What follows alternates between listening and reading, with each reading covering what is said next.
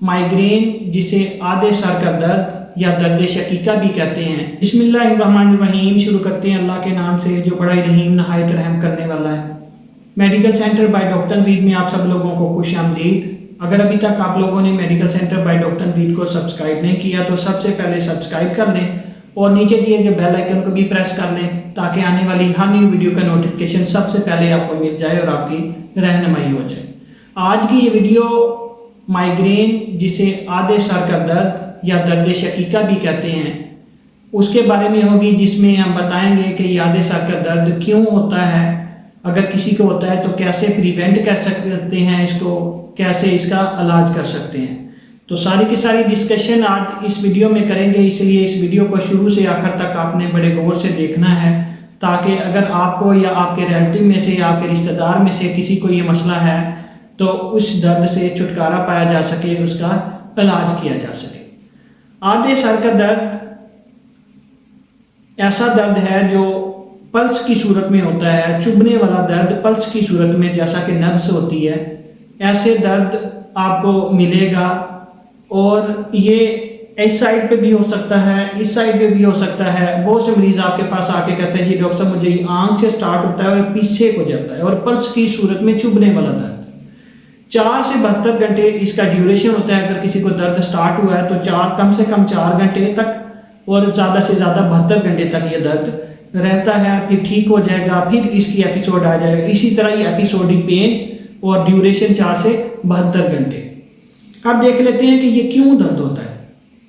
4 गुना female में ज़्यादा पाया जाता है। उसकी वजह फीमेल की बॉडी में हार्मोनल चेंजेस की वजह से, जैसे प्रोजेस्टेरोन, एस्ट्रोजन की वजह से ज़्यादा देखने को मिलता है। इसके अलावा बहुत से लोग आपके पास आके कहेंगे जी डॉक्टर साहब मुझे चॉकलेट से, चीज़ से, ऐसी चीज़ें जब मैं खाता हूँ तो मुझे ये दर्द स्टार्ट हो जाता है। जब मेरी नींद नहीं पूरी हो पाती तब मुझे ये दर्द होता है, जब या मैं सुबह के टाइम चाय नहीं पीता तो तब मुझे ये दर्द होता है। ये सारी चीज़ें जो उसका रिस्क फैक्टर या उसकी वजह बन रही होती हैं, आपने उन चीज़ों से परहेज करना होता है ताकि प्रिवेंशन आप करेंगे और आपको ये मसला ना हो। अब हम देख लेते हैं कि इसकी इन्वेस्टिगेशन क्यों की जाती है। असल में जो माइग्रेन है आपके पास, ये टोटली क्लिनिकल डायग्नोज है। आपने पेशेंट की हिस्ट्री लेनी है और हिस्ट्री बहुत ज़्यादा ज़रूरी है माइग्रेन में, क्योंकि इसकी इन्वेस्टिगेशन नहीं, इन्वेस्टिगेशन जो आप करते हो वो सिर्फ इसलिए कि आप देखने के लिए आया कि ब्रेन के अंदर कोई ट्यूमर तो नहीं है या ब्रेन की कोई और मेलफॉर्मेशन तो नहीं जिसकी वजह से आपको ये दर्द हो रहा है। सिर्फ और सिर्फ उन चीज़ों को एक्सक्लूड करने के लिए आप इन्वेस्टिगेशन करते हो। अदरवाइज जो माइग्रेन है ये टोटली आपके पास हिस्ट्री की बेस पे क्लिनिकल डायग्नोज ये आपके पास बनता है। जैसा मरीज आपको बताएगा कि जी डॉक्टर साहब जब मुझे दर्द होता है ना तो जो तेज़ रोशनियाँ हैं इससे मुझे चिढ़ आती है, मुझे बहुत इससे ज़्यादा दर्द होता है। जब शोर हो रहा हो तो इससे भी मुझे ज़्यादा दर्द होता है। स्क्रीन लाइट्स जैसे मोबाइल फ़ोन, टीवी, ये सारी की चीज़ें जब मैं देखता हूँ तो उससे मुझे दर्द की सिवियरिटी में ज़्यादा देखने को मिलती है। तो ये सारी चीज़ें जो है ना, आप उसी चीज़ को देख के फिर पल्सेटिंग पेन का बताएगा मरीज़ आपको, चुभने वाला दर्द नब्ज की सूरत में होता है। इन चीज़ों को देख के आप डायग्नोज बनाते हो। इन्वेस्टिगेशन सिर्फ और सिर्फ बाकी चीज़ों को एक्सक्लूड करने के लिए। अब हम देख लेते हैं कि इसको आपने प्रिवेंट कैसे करना है और इसका इलाज कैसे करना है। जो जो चीज़ें इसका रिस्क फैक्टर बन रही हैं, जैसे चॉकलेट हो गया, चीज़ हो गई, नींद नहीं पूरी हो पा रही, ये सारी चीज़ें आपने उनसे परहेज करना है ताकि आपको दर्द हो ही ना।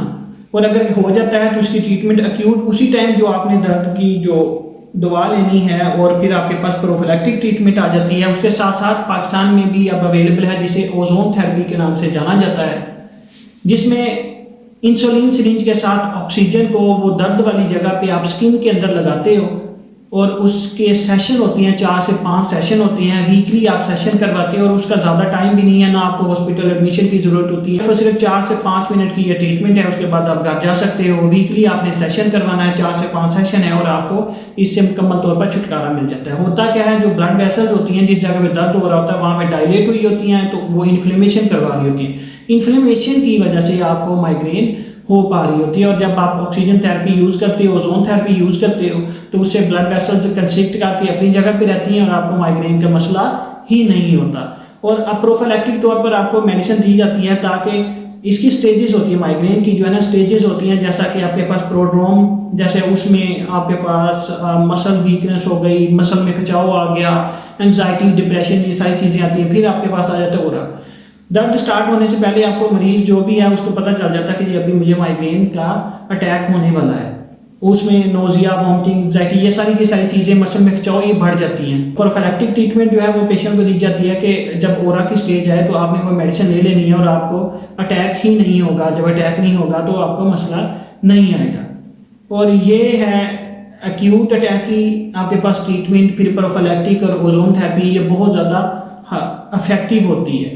और घर में जो आप ट्रीटमेंट कर सकते हैं, मरीज को शोर वाली जगह से दूर करें, फिर कमरे में लेके जाएं जहाँ पे रोशनी कम हो, शोर कम हो, पानी पिलाएं। ये चीज़ें बहुत उस मरीज को रिलीफ देती हैं। दर्द बिल्कुल अगर ठीक नहीं भी होता तो कम ज़रूर हो जाता है। ये आपने घर में ट्रीटमेंट करनी होती है, फिर आप डॉक्टर को दिखाओगे। ये ना हो कि आप उसको माइग्रेन कह रहे हो और वो कोई और दर्द हो। अगर माइग्रेन है तो उसकी ट्रीटमेंट ये वाली दी जाती है और मरीज बिल्कुल ठीक हो जाता है। अगर आपको ये मेरी वीडियो पसंद आए तो आप लाइक ज़रूर कर दें, मेरे चैनल को सब्सक्राइब ज़रूर कर लें। मैं किसी और वीडियो के साथ आपकी खिदमत में फिर हाज़िर होऊंगा। अब मुझे दें इजाज़त। अल्लाह हाफिज़।